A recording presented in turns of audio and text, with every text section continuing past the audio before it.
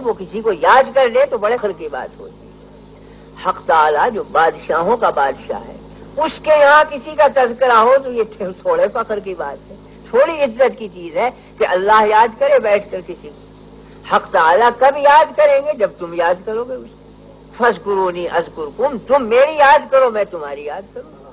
تو اگر کوئی یوں چاہتا ہے کہ میری یاد وہاں قائم ہو جائے، وہ اس کی یاد کو اپنے اندر قائم کر لے۔ اگر وہ ہر وقت ذکر کریں گے وہاں بھی ہر وقت ذکر ہوگا، یہ گنڈے دار ذکر کرے گا وہاں بھی گنڈے دار ذکر ہوگا، یہ غافل بن جائے گا وہاں بھی غفلت بڑھتی جائے گی۔ وَلَا تَكُونُوا كَالَّذِينَ نَسُوا اللَّهَ فَأَنسَاهُمْ أَنفُسَهُمْ أُولَٰئِكَ هُمُ الْفَاسِقُونَ۔ تم ایسے مت بنو کہ اللہ کو بھلا دو تو تم اپنے نفس کو بھلا دو گے، اللہ بھی تمہیں بھلا دے گا۔ قرآن کریم میں فرمایا گیا کہ جو لوگ قرآن یاد کر کے اسے بھول جائیں گے تو قیامت کے دن حق تعالی نابینا اٹھائیں گے اس بندے کو۔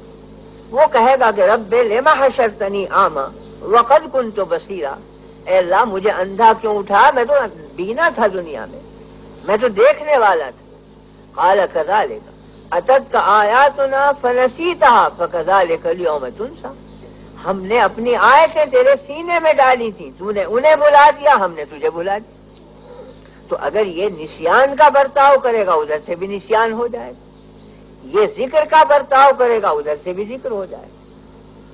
فرما حق تعالی نے حدیث قدسی ہے کہ اے بندے تو اپنی تندرستی کے زمانے میں مجھے یاد رکھ تاکہ تیری بیماری کے زمانے میں میں تجھے یاد رکھوں، تو اپنی تونگری کے زمانے میں مجھے یاد رکھ تاکہ تیری مفلسی کے زمانے میں میں تجھے یاد رکھوں، تو صحت کے زمانے میں مجھے یاد رکھ تاکہ بیماری کے وقت میں تجھے یاد رکھوں جب کوئی تیرا یاد کرنے والا نہیں ہوگا، تو اپنی دنیا میں مجھے یاد رکھ تاکہ تیری قبر میں میں تجھے یاد رکھوں۔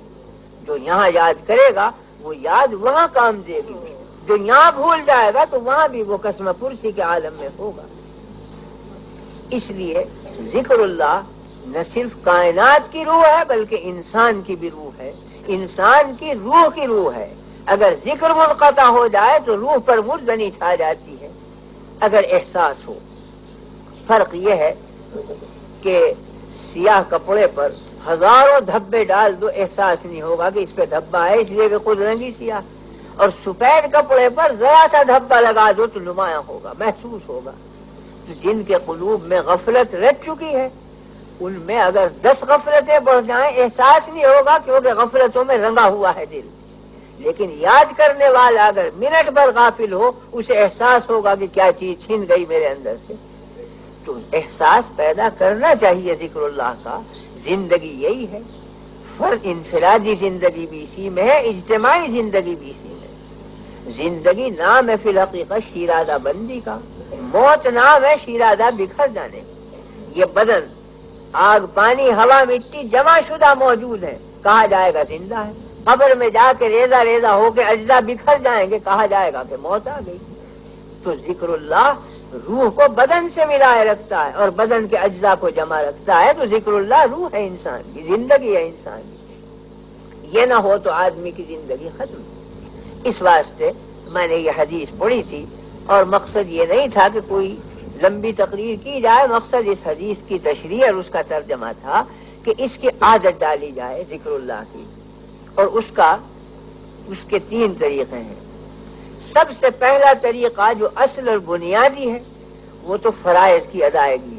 سب سے بڑا ذکر اللہ کے فرائض، نماز ہے۔ فرمایا گیا اقم الصلاۃ لذکری، نماز قائم کرو میری یاد کے لیے، تو نماز ذکر اللہ ہے، یاد حق۔ حج کے بارے میں جگہ جگہ فرمایا گیا فَإِذَا أَفَضْتُم مِّنْ عَرَفَاتٍ فَاذْكُرُوا اللَّهَ عِندَ الْمَشْعَرِ الْحَرَامِ وَاذْكُرُوهُ كَمَا هَدَاكُمْ وَإِن كُنتُم مِّن قَبْلِهِ لَمِنَ الضَّالِّينَ ثُمَّ أَفِيضُوا مِنْ حَيْثُ أَفَاضَ النَّاسُ وَاسْتَغْفِرُوا اللَّهَ۔ حج کے ایک ایک رکن پر کہیں ذکر اللہ، کہیں استغفار، کہیں توبہ، کہیں یاد حق، تو حج کا مقصد بھی ذکر ہے۔ اقم الصلاۃ لذکری، نماز کا مقصد بھی ذکر ہے۔ زکوٰۃ اور صدقات کا مقصد بھی فی الحقیقت ذکر ہے۔ فرمایا کہ لن ینال اللہ لحومها ولا دماؤها ولکن ینالہ التقوی منکم، قربانیاں تم کرتے ہو یہ گوشت پوست اللہ تک نہیں پہنچتا بلکہ وہ تقوی اور وہ ذکر اور یاد حق پہنچتی ہے جو قربانی کے وقت تم نام لیتے اور نیت کرتے ہو قلب میں، وہ چیز جاتی ہے اللہ تک، یہ اس کی علامت ہے۔ تو بہرحال قربانی ہو، زکوٰۃ ہو، نماز ہو، حج ہو، یہ سب ان کی روح ذکر اللہ بتلائی گئی ہے۔ تو ذکر کرنے کا بنیادی طریق تو فرائض شریعہ کی ادائیگی ہے، یہ تو اصل ذکر ہے۔ لیکن اصل ذکر کے ساتھ ساتھ امر کیا گیا کہ یا ایھا الذین آمنوا اذکروا اللہ ذکرا کثیرا، اے لوگوں اللہ کی یاد کرو ذکر کثیر کے ساتھ۔ تو ایک ذکر اصل ہے وہ فرائض ہے، اور ایک ذکر زائد اور ذکر کثیر ہے وہ اس کے اوپر ہے۔ اس کے دو طریقے ہیں، ایک موقت اور ایک غیر موقت۔ موقت طریق یہ ہے کہ صبح اور شام کا وقت مقرر کر کے کچھ تسبیح اور تحلیل کر لیا کرے آدمی بیٹھ کے۔ صبح کی نماز کے بعد بیٹھ گئے، فرض کیجئے کہ 100 مرتبہ آپ نے پڑھ لیا کلمہ تمجید، سبحان اللہ والحمد للہ ولا الہ الا اللہ واللہ اکبر، 100 مرتبہ استغفار پڑھ لیا، 100 مرتبہ درود شریف پڑھ لیا، اسی طرح شام کو پڑھ لیا۔ فرمایا گیا فسبحان اللہ حین تمسون وحین تصبحون ولہ الحمد فی السماوات والارض وعشیا وحین تظہرون، کہ تسبیح کرو اللہ کی کچھ صبح کو، کچھ شام کو، کچھ دوپہر۔ فسبحوہ بکرۃ وعشیا، صبح اور شام تسبیح کرو اللہ کی۔ تو یہ ہے موقت طریق کہ ایک وقت باندھ کر کچھ تسبیحات پڑھ لے آدمی، 100 مرتبہ نہ ہو 33 مرتبہ پڑھ لو، 33 مرتبہ نہ ہو کچھ اور کم کر لو، مگر ایک عدد معین کر کے، ایک وقت معین کر کے نبھا دو اس کو۔ حدیث میں ہے کہ خیر الامور ما دیم علیہ، بہترین عمل وہ ہے جس پر ہمیشگی اور دوام برتا جائے، وہ قلب میں جڑ پکڑ لیتا ہے، رسوخ پیدا کرتا ہے۔ پہاڑ کی ایک سل ہے، اس پر گرد پڑ گئی، آپ نے لاکھوں من پانی بہا دیا، گرد دھل گئی، تھوڑی دیر کے بعد پھر پڑ جائے گی۔ تو منو پانی بہا دینے سے ظاہری صفائی آ جاتی ہے، مگر کوئی اندر نمی نہیں پہنچتی چٹان کے اندر۔ لیکن اگر ایک قطرہ آپ گراتے رہے برس دن تک تو پتھر کی سل میں سوراخ پیدا ہو جائے گا۔